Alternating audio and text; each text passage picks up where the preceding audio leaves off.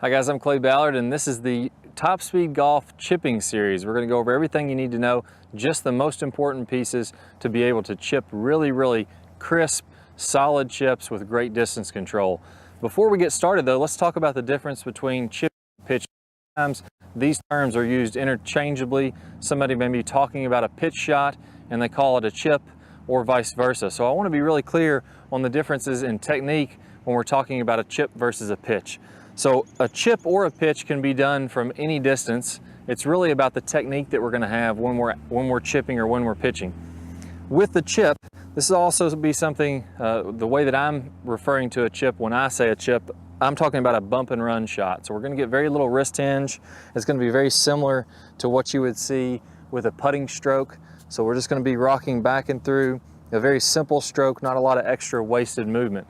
That's going to be a shot that's going to land typically on the front of the green and then roll out to the hole. So I'm not trying to get a lot of carry distance. I'm not trying to get a lot of spin when I'm hitting a chip shot.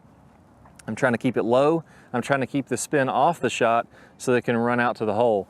So for example, a chip shot, let's imagine here that I'm just going to chip a few feet onto this green and let it roll across. You'll see that I'm getting very little wrist hinge. As I'm coming through, I'm letting the ball run, and it's a very simple stroke back and through.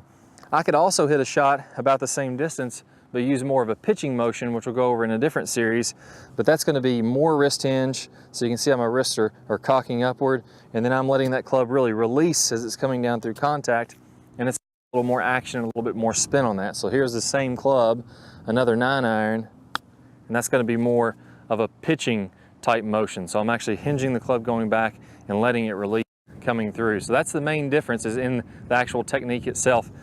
How far we're hinging the club and how we're letting it come through contact is going to be the difference between a chip and a pitch.